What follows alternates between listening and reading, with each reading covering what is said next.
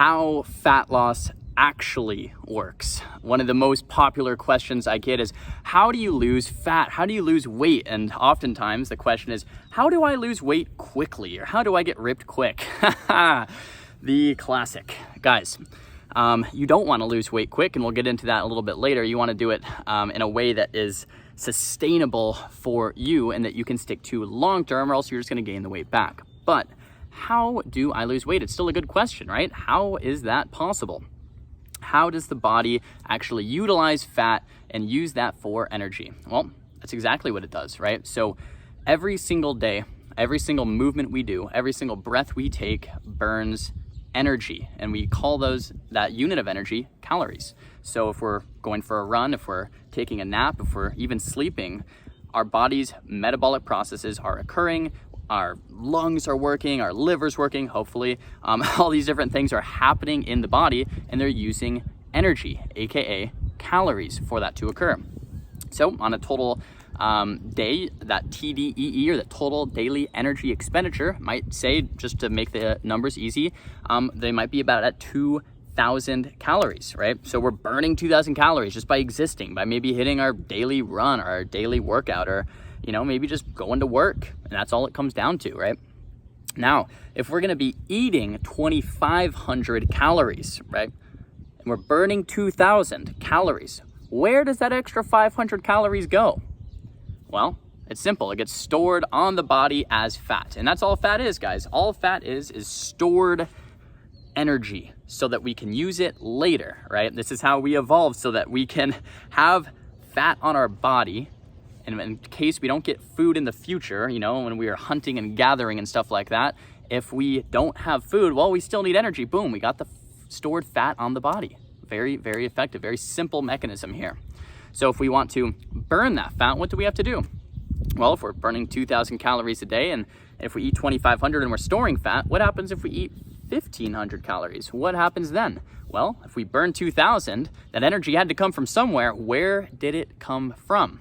Well, that came from your stored energy stores on the body, aka fat. The fat was mobilized for energy, and we used it to then do our daily tasks, whether that be running to the supermarket, running to the store, running around the park. It doesn't have to be running. It could be sleeping, hitting a workout, whatever it is, swimming, right? Talking or arguing with someone.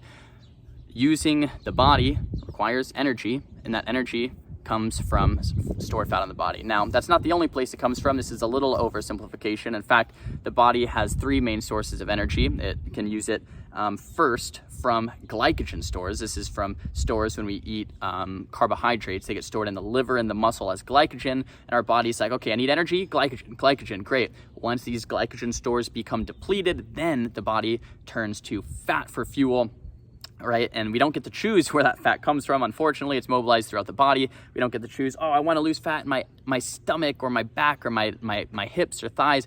We don't get to choose that. I wish we did. But the body mobilizes that fat, uses that fat for energy. And then once we're running on fat for fuel for a while, the body begins to tap into protein, breaks down muscle, tissue, and then begins to use that for energy once we begin running on the fat for fuel for a while. So there's three macronutrients: protein, fats, and carbs, right? So it's like, well, which ones do I eat if I want to, if I want to burn fat? Technically, it doesn't matter. Technically, if you're burning 2,000 calories and you're eating 1,500 calories, that caloric deficit is going to burn 500 calories no matter what, right? But if you want to maintain lean muscle mass, and you do, because maintaining lean muscle mass is one of the key factors in increasing that metabolic rate. The more lean muscle mass we have, generally, the more our metabolic rate is increased, the higher that 2,000 calorie number is. Maybe it's 2,500 or 3,000, meaning we can eat more and still lose weight. So you do want that lean muscle mass. So we want adequate protein intake. What is adequate protein intake? It's about 0.8 grams of protein per pound of body weight. So if you weigh 200 pounds, it's about 160 grams of protein.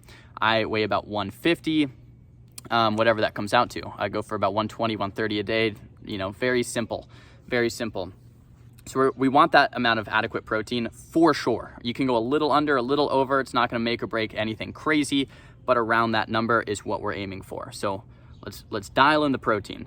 From there, I like to get adequate fats. Why? Very, very healthy for your hormones. I've gone too low on fat from personal experience. It's not a fun thing. Depression, sex drive, everything just bad. You don't feel good, right? You don't feel alive. Hormones are very important. So we're getting at least 60 to 80 grams of protein per day. For me, I weigh 150. I'm eating probably 2,000 to 2,500 calories a day. Depends on the person, depending on how many total calories you're eating. But I'm doing about 60 to 80 a day. If I go too high on my fats, I find my skin doesn't do super well. I feel a little just maybe not the best. And then carbohydrates are important as that final one to fuel training, to fuel also for your hormones to feel nice and healthy, and just to feel good and alive. If you're eating lots of fruits, lots of fibrous fruits, and then you're eating maybe sweet potato or potato, russet potato, rice, you're training the next day. It's just you're gonna feel like a superhero, right? Versus if you are eating no carbs at all, it can still work, but I prefer eating a solid amount of carbs to fuel training. So if you go 0 carbs, right, and that's, when we were running in ketosis and we're running on ketones for energy instead of glycogen stores. Now you can do this, it does work. I don't necessarily recommend it for anyone or for most people. I guess I should say for most people, unless you're trying to figure out a dietary concern. But there's no necessary reason to cut out carbs completely. You can still burn fat with the carbs, and they fuel training and hormones. So it just seems a little unnecessary. Now, if you want to do it and it's working for you and you're sticking to it, 2 thumbs up. Let's keep going with it. But if you're not and you're just trying to lose weight, I think it's one way that people could try something and then not being able to stick to it and then fall back down and then not being able to continue that fat loss journey. So, pop quiz. How do we lose fat? We create a caloric deficit from calories, and that can come from, you want to make sure your protein intake's adequate. You want to make sure that you have enough fats to promote the healthy hormones, and you want enough carbs to support training. So what I do is if I want to lean out, if I want to lose fat, if I want to how to lose fat, I take my calories down a little bit by removing a bit of carbs, right? I might do 60-70% of my normal carbs, just pull the carbs back a little bit. I could pull the fat from like maybe 75 or 80 or 90 fat to down to 60, and my protein's staying about the same whether I'm bulking or cutting. I could do a little more protein bulking and a little less cutting, and that's fine.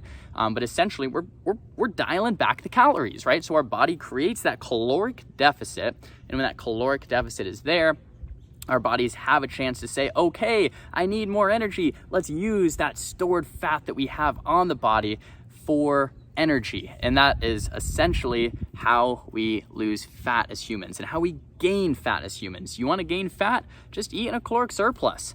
Want to lose fat? Eat in that caloric deficit, right? I'll do a whole another video on my approach to nutrition, how I actually like to eat and stuff like that. But for you guys, this should answer that question. How do you lose fat?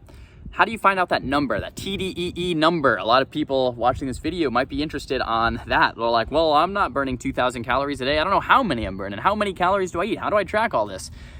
So, the best way to do it is trial and error, right? So you can start at a certain number and either go up or down from there. If you want to find that ballpark number to start with, go to MyFitnessPal or go to a lot of these other calculators online. TDEE calculator, if you Google it, it'll pop up with a calculator. You could type in male, female, age, height, activity level, all these different things, and it'll pop out a number. Say it says 2,500 calories a day. You're like, great, cool, let's start there.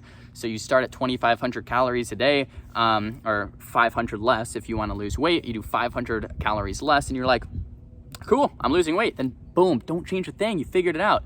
If you go 500 calories less, and after a week or two, you're losing way too much weight. You're like really shrinking. You're like, okay, no, this is too much. Let's bump it up a bit. Bump up to 2,200 calories and see how that's feeling, right? Maybe you'll have more energy, better workouts, and you're going to be losing weight, but a little bit more sustainably. And finally, if you're at 2,500 calories, the calculator says, and you do 2,000 and you're like gaining weight or you're like not losing any, then you could go down to 1,900 and see how that feels, and then 1,800 and see how that feels. And give it about a week or two in between. You want to give your body time to adapt. And you'll be able to figure it out with some trial and error. And everyone's a little bit different, so it takes a little bit of time to fine tune these things, and then to track what you're eating. Once again, you can eyeball it once you get really good, but for most people starting, you're gonna need to scan the food you're eating or track it with MyFitnessPal or another one of these apps in the phone, and basically see how many calories are in this thing I'm eating. Okay, I'm eating a couple eggs here, I'm eating, some rice or some veggies. Like, how much calories are in these things I'm eating? Let's track all this accurately in the oils I'm eating, and all of the different dressings I'm eating, and the drinks I'm drinking. And it's gonna be a pretty awakening process of like, oh shit, I didn't realize there was this much calories in a soft drink, or in this dip I was eating every day. And then you're like, oh, I can probably cut that out and replace it with something a little bit healthier or a little bit wiser in terms of those caloric needs that we have. So, and once again, guys, just to touch on what we started at the start of the video, is you want to do this in a sustainable way. Why? If we don't go slow and steady, and we are like, okay, I burn 2,000 calories a day, well, I'm only going to eat 800, so my body's going to burn 1,200 calories every day. Well, that is true. That's true for a little bit, until our bodies begin to adapt, and our bodies will adapt. They're smart. Our bodies are smart. What's going to happen is, if you're eating 800 calories a day, and your body goes into a little bit of a starvation mode, and it's like, okay, I need more calories. I'm not getting more calories. Let's start slowing down metabolic processes. This process is known as adaptive thermogenesis, and our bodies begin to slow everything down. Let's slow the heart rate. Let's slow all these functions down and burn less calories so we don't die, right? We don't want to starve, right? As humans, we don't want to starve. We want to keep living. So the body will begin to slow everything down. We don't want that happening, because if our metabolism slowing down, how do you lose more weight? Caloric deficit. That means you eat even less, and you eat even less, and all of a sudden you crash your metabolic system. So instead, we want to maintain as much lean muscle mass as possible, because that's one of the number one indicators for increasing that metabolic rate. And you do that through training, weight training, and eating adequate calories.